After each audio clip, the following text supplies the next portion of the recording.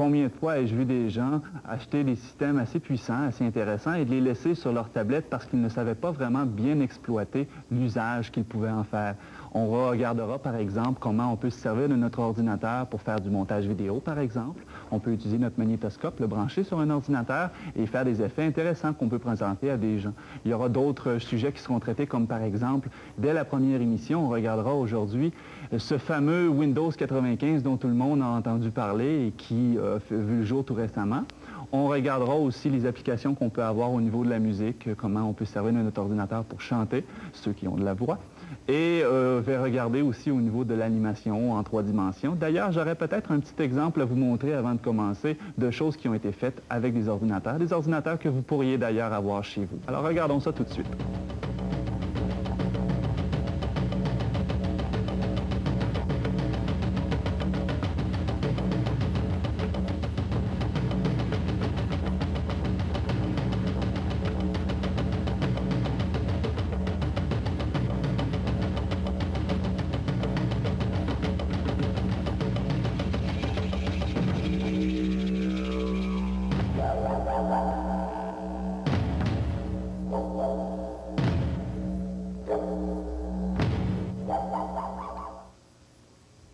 Alors, un petit peu de nouvelles dans le domaine de l'informatique. Il y a eu récemment à Québec un salon qui traitait de l'autoroute électronique au centre municipal des Congrès il y a 2 semaines.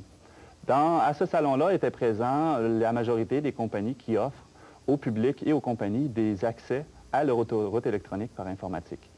A été justement annoncé à ce salon-là la sortie récente du logiciel Netscape version 1.1 en français. Donc, on pourra avoir notre propre vocabulaire à l'intérieur du logiciel. C'est une version qui devra être disponible dès maintenant, que ce soit sur l'autoroute électronique telle qu'elle ou dans les magasins qui offrent les logiciels pour communiquer sur l'autoroute électronique. Ce logiciel-là roule sur Windows 95 maintenant. Comme vous savez tous, ce nouveau système d'exploitation de la compagnie Microsoft a vu le jour récemment au mois d'août, le 24 août si je me souviens bien. Vous en avez sûrement entendu parler parce que la compagnie a quand même investi plusieurs millions de dollars pour mettre en marché son nouveau système d'exploitation. Et une des choses, justement, pas nécessairement ridicule, mais qui est quand même assez intéressante, ils ont investi plusieurs millions de dollars juste pour acheter les droits d'auteur de la pièce « Start Me Up » des Rolling Stones. Et c'est une pièce de musique, d'ailleurs, que vous pouvez retrouver sur votre système d'exploitation lorsque vous le démarrez. J'ai avec moi M. Claude Desroches, un analyste en informatique, qui collaborera tout au long des émissions pour nous parler un peu plus de ce qu'est vraiment ce nouveau système d'exploitation. Alors, bonjour Claude. Salut Patrick. Premièrement, on a entendu parler récemment de Chicago. Après ça, on a entendu parler de Windows 95.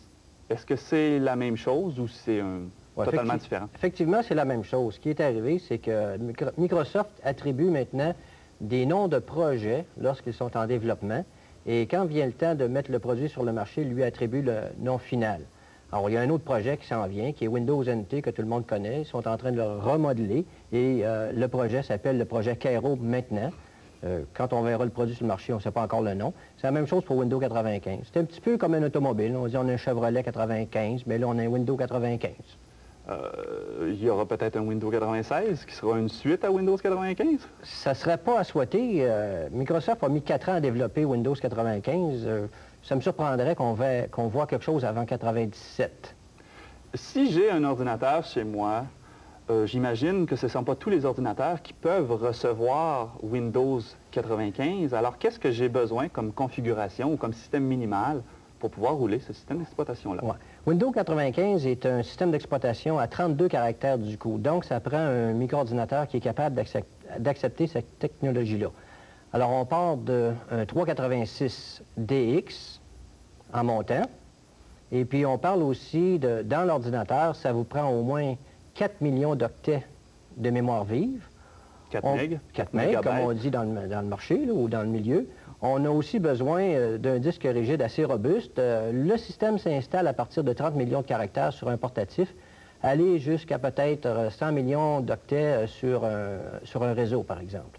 Alors, dépendamment des systèmes que vous voulez installer, ça prend plus ou moins de place. Donc, les vieux XT, les 286, on oublie ça. Ah, totalement. Il y a rien à faire avec ça. Non, il faut aller vers l'avant. Peut-être qu'un 386 sera comme un peu pas... Selon Microsoft, on verra des tests, on fera des tests cette semaine, puis la semaine prochaine, on pourra l'évaluer mieux. Mais selon Microsoft, il est capable de fonctionner à l'aise avec un 386, 4 millions d'octets de mémoire. Les grandes caractéristiques de ce système d'exploitation-là, qu'est-ce que je gagne dans ma machine à utiliser ce nouveau système-là? Parce que moi, écoute, si j'utilise déjà Windows version 3.1, qu'est-ce que j'aurai de plus avec celui-là? Le grand avantage, c'est la gestion de la mémoire. Dans les systèmes antérieurs, les systèmes d'exploitation voyaient de la mémoire par paquet. Tu te souviens, la mémoire conventionnelle, la mémoire vive, etc., etc. C'était compliqué un peu. Mais maintenant, Windows 95 voit la mémoire tout d'un bloc. Il n'y a pas aussi quelque chose au niveau de la longueur des noms qu'on peut donner à un travail qu'on fait avec... Effectivement, la longueur des fichiers elle peut aller jusqu'à 255 caractères au lieu de 8 comme avant. Vous avez aussi le contrôle des périphériques, par exemple. Ah, c'est ça qui permet de détecter automatiquement ce qu'on a dans l'ordinateur. Exactement. C'est le système d'exploitation qui contrôle, qui détecte lui-même... Qui détecte les périphériques, à moins que vous ayez un ancien périphérique. Et Windows 95 ont prévu une banque de données dans laquelle tous les périphériques existants qu'ils ont pu détecter sont déjà inclus dedans. Et les nouveaux correspondent à des normes, donc à ce moment-là, vont être vus par le système automatique. Et rapidement, j'espère qu'il y a une version française de ce logiciel. Oui, la version française est attendue au Québec au cours du mois de novembre. Elle existe déjà en Europe. Pour des raisons de mise en marché, Microsoft a préféré lancer la version française en Europe plutôt qu'en Amérique du Nord, à cause probablement du nombre potentiel d'utilisateurs. Bon, fait que j'imagine qu'on la verra apparaître bientôt sur nos tablettes. Pourquoi qu'on n'irait pas regarder ensemble qu'est-ce que ça a de l'air, ce Windows 95-là, sur un compatible IBM? D'accord. Merci.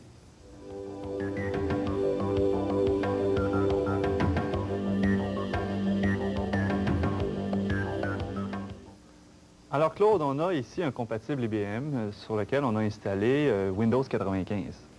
J'aimerais qu'on regarde ensemble ce que ça donne, comment on navigue à l'intérieur de ce nouveau système d'exploitation-là.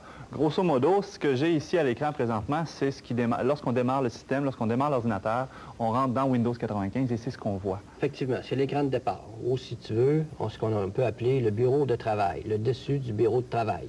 Une des grandes caractéristiques de Windows 95, c'est d'être multitâche.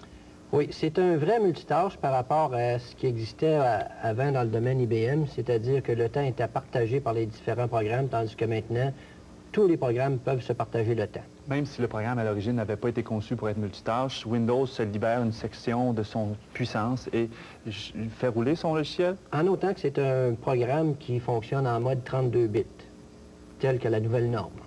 OK. Justement, comment est-ce qu'on pourrait faire comment ça fonctionne lorsque je veux démarrer un ou plusieurs programmes avec mon interface graphique? Bon, voici.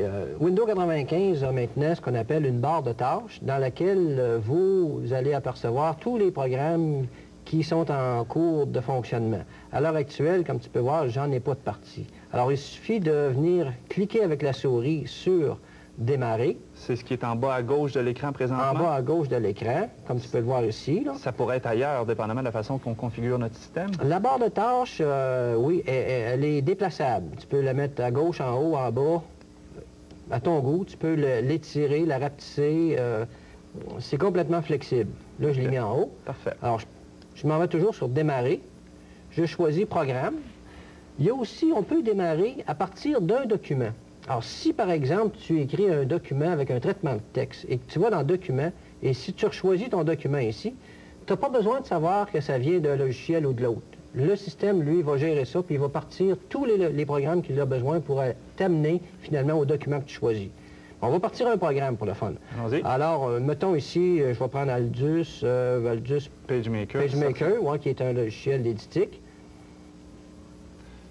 Alors, je n'ai plus besoin de double-cliquer, j'ai rien qu'à me placer dessus, puis le choisir, et finalement, il part tout seul. Alors, on voit ici, dans la barre de tâches en haut, que Aldus PageMaker est maintenant rendu là. Et le fichier que tu voulais modifier ou éditer deviendra le fichier actif à l'intérieur de ton programme. Si j'avais choisi un fichier, il aurait été le chercher. Mais là, je suis allé chercher seulement le programme. Donc, si je veux ouvrir un fichier, je fais Ouvrir. je choisis un fichier, et je dis OK. Et il y a ta question qu'on m'en a mentionné de nom de fichier qui pouvait avoir plus que 8 caractères ou 11 caractères. Est-ce qu'il faut des versions spéciales des logiciels à l'intérieur de Windows ou si on peut prendre nos anciens logiciels, les installer dans le nouveau Windows et utiliser plus que 8 caractères? Voici, tu peux toujours sauver avec l'interface Windows un nom plus grand que 8 caractères. Par contre, les logiciels qui sont des logiciels à l'heure actuelle qu'on utilise, qui sont encore des logiciels dits 16 bits, eux fonctionnent encore avec 8. Donc, dans le système d'exploitation pur, quand tu es dans Windows 95 tout seul, sans logiciel par-dessus, là, tu peux voir plus que 8 caractères. Sinon, le logiciel lui envoie 8. Tant que tu n'auras pas une version faite pour Windows 95. On a parlé tout à l'heure, on a mentionné tout à l'heure qu'il y avait à l'intérieur de Windows, un outil d'autodétection du matériel qu'il y a d'installer dans l'ordinateur. Est-ce qu'on ne pourrait pas peut-être rapidement, en quelques secondes, démarrer cet outil de détection pour voir un peu qu'est-ce que tu as caché à l'intérieur de ton ordinateur? Bien sûr. Il s'agit d'aller dans le panneau de configuration. Juste un petit détail aussi qui est intéressant, André, rapidement, c'est que tu peux voir d'un seul coup tous les périphériques que tu as d'installer déjà. Et si tu veux le détail, tu peux aller voir le détail. Alors, je te remercie, Claude. On va se revoir un petit peu plus tard dans l'émission. J'aimerais qu'on passe tout de suite à notre capsule jeu, dans laquelle on aura François Tadeille qui viendra nous faire la démonstration d'un jeu, d'ailleurs le tout premier jeu qui a été conçu spécialement pour Windows 95, et ce sera le jeu Pitfalls.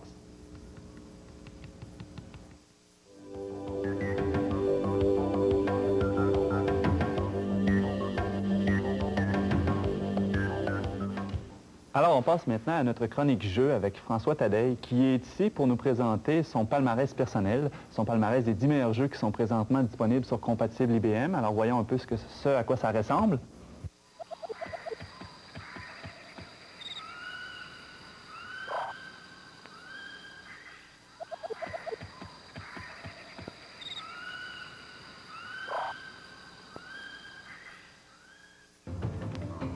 François, parle-nous donc un peu de ce top 10. Bon, comme vous avez vu, en première position, il y a Pitfall de Mayan Adventure.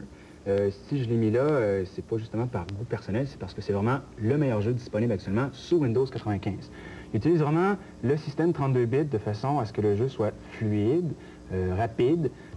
C'est un jeu de plateforme comme Super Mario si on veut. Donc facile à installer étant donné qu'il roule sur Windows. Très facile à installer. Vous mettez le disque compact, vous cliquez, play. Ça, c'est vraiment du plug and play.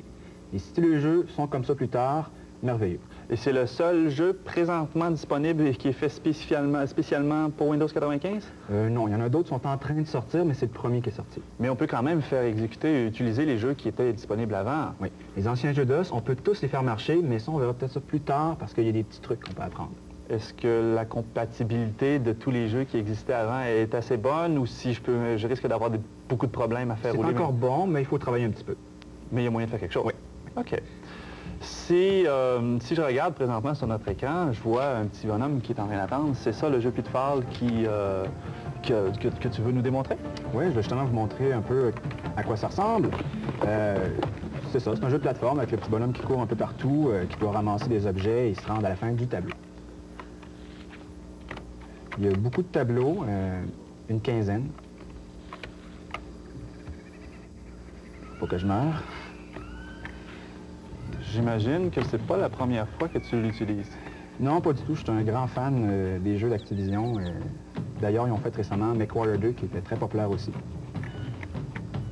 Comme je te dis, il y a beaucoup d'autres tableaux. Je vais pouvoir en montrer d'autres. Qu'est-ce qui est nécessaire comme matériel informatique, comme ordinateur, pour pouvoir utiliser ce logiciel-là? Est-ce qu'on a besoin absolument d'un 486 avec Windows? Ou... Oui, pour Pitfall 95, on a besoin d'un 486 DX33 avec 8 MB, ainsi qu'un lecteur CD-ROM double vitesse. Parce que simple vitesse, c'est trop lent. Comme la majorité des jeux, oui, actuellement, c'est pas mal tous les jeux. Là, je suis un autre tableau. Il y a 15 tableaux, comme j'ai dit. C'est un thème, le thème central, c'est l'Empire Maya. Alors, c'est très plaisant. Il faut éviter tous les pièges. Et à l'intérieur du 4e tableau que je suis présentement en train de jouer, ils ont caché une petite surprise. Je ne sais pas si Pitfall, ça te dit quelque chose, parce que c'est pas nouveau comme jeu, si on veut. Si je me souviens bien, lorsque l'informatique a commencé à être populaire dans les années 80, je crois avoir entendu parler d'un logiciel qui ressemblait à ça. Oui, en 1982, voici ce à quoi ressemblaient les jeux. On regarde ça aujourd'hui et on dit c'est affreux, mais quand même, dans le temps, c'était très bon, ces jeux-là. Pitfall est sorti en 1982. Là, c'est pas un autre logiciel que tu viens de nous montrer. Non, ça fait partie de la version 95 du jeu, où ils ont mis un tableau. Ils ont inclus la version originale, juste pour les nostalgiques. Alors, on peut voir qu'à l'époque, c'était quand même... c'était bien pour l'époque. Sur Atari, c'était la grosse mode, les jeux comme ça. Je vois, on constate qu'il y a une petite différence avec les jeux d'aujourd'hui. Avec les jeux d'aujourd'hui. En espérant que ça nous permette qu'il y aura d'autres logiciels qui sortiront et qui profiteront des capacités de Windows à être... Parce que j'ai eu, moi, beaucoup de problèmes à installer des jeux.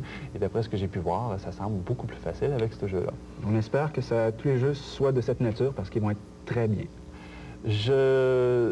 J'espère que tu seras aussi là présent aux prochaines émissions pour nous faire part de ton prochain palmarès, des nouveautés qui sortiront à ce moment-là, pour question de nous tenir à jour dans un domaine qui intéresse quand même plusieurs personnes. Je te remercie beaucoup. Merci.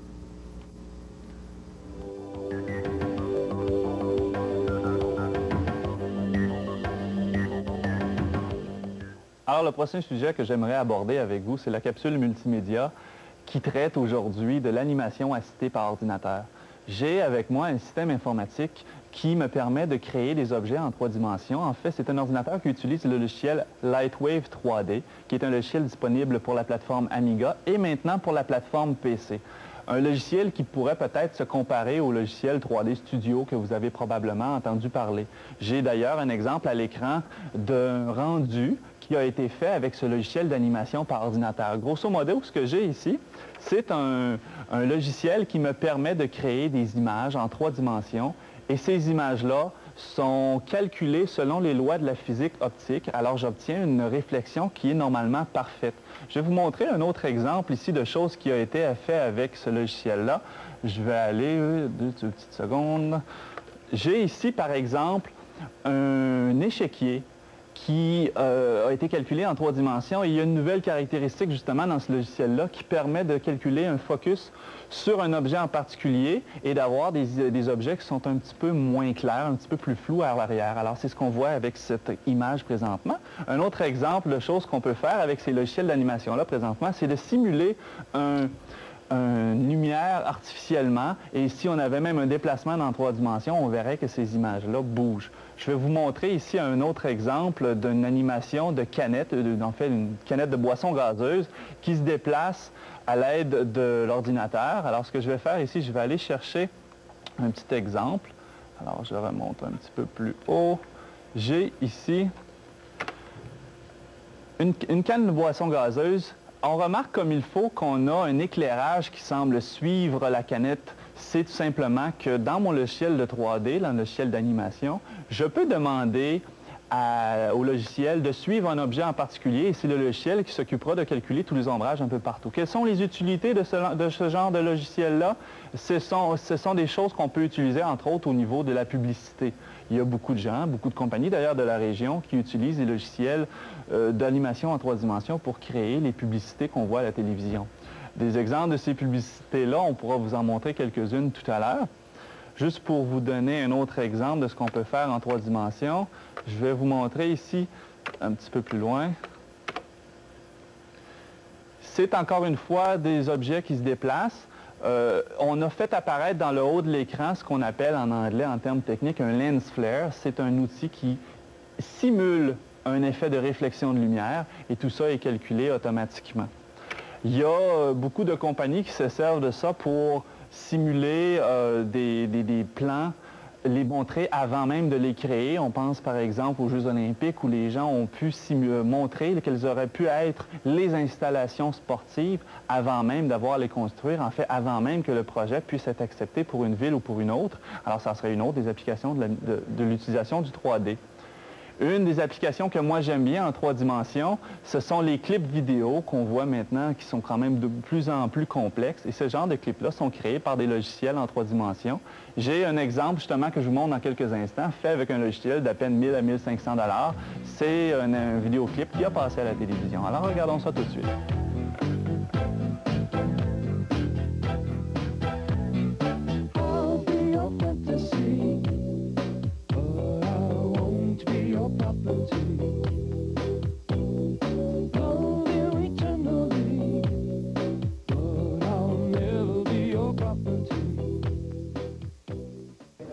On est présentement en compagnie de Stéphane Labrec de l'Institut d'informatique de Québec, étudiant en première année du cours d'infographie qui a été inauguré cette année.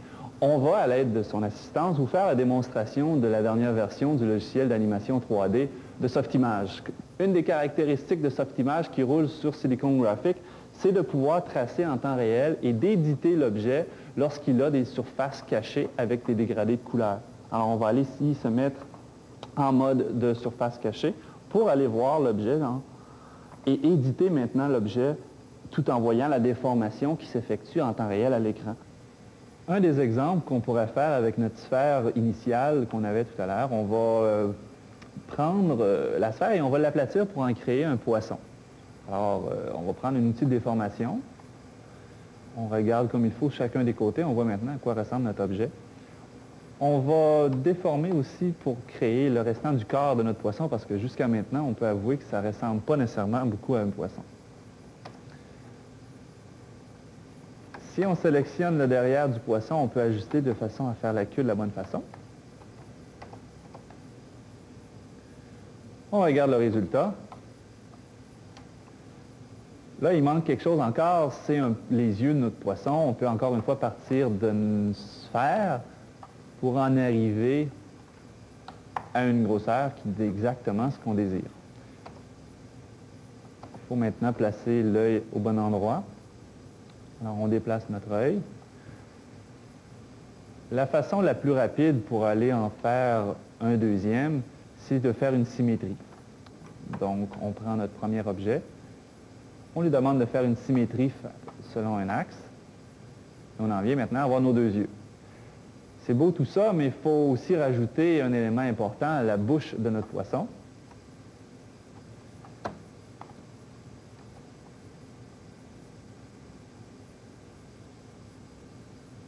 Ah ah!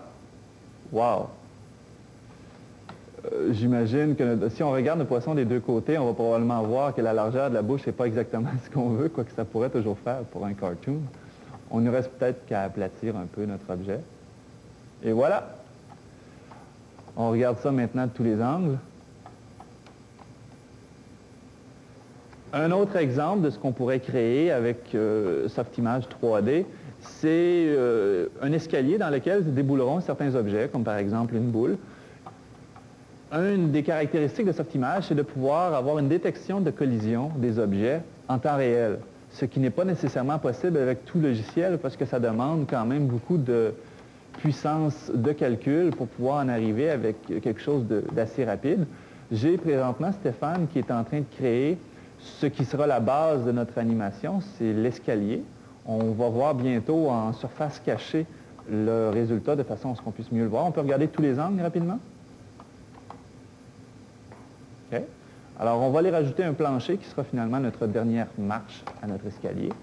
Ce plancher-là retiendra notre objet une fois sa culbute effectuée.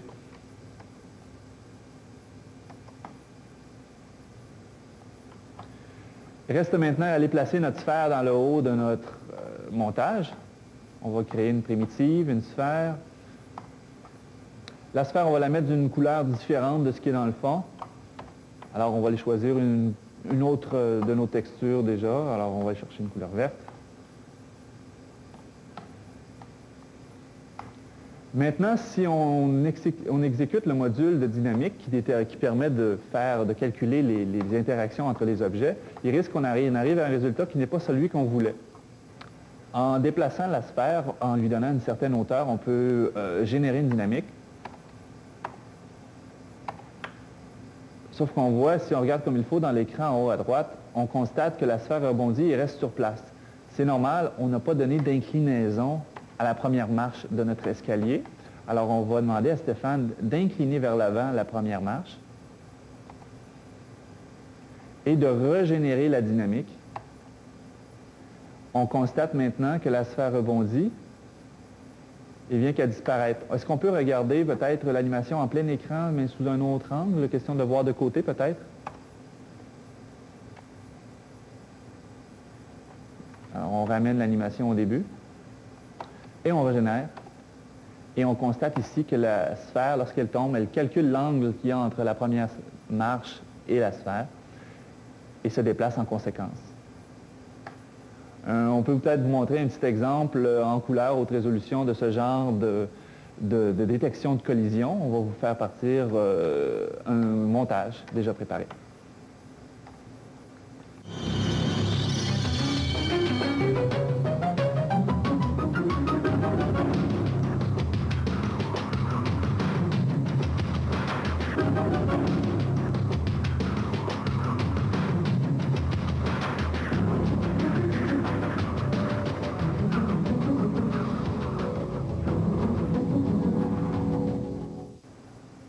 Le dernier exemple sur lequel on travaille démontre encore une fois les possibilités de détection de surface qui permet de restreindre le mouvement des pattes de notre robot selon un plancher fictif. On a aussi des restrictions du mouvement parce que tous les membres de notre robot sont attachés ensemble et lorsqu'on déplace le pied, les jambes vont suivre. Ça donne un petit exemple de ce qu'il est possible de faire avec un logiciel Softimage 3D. Je remercie beaucoup Stéphane d'avoir bien voulu nous montrer ce qu'il a appris récemment avec Softimage.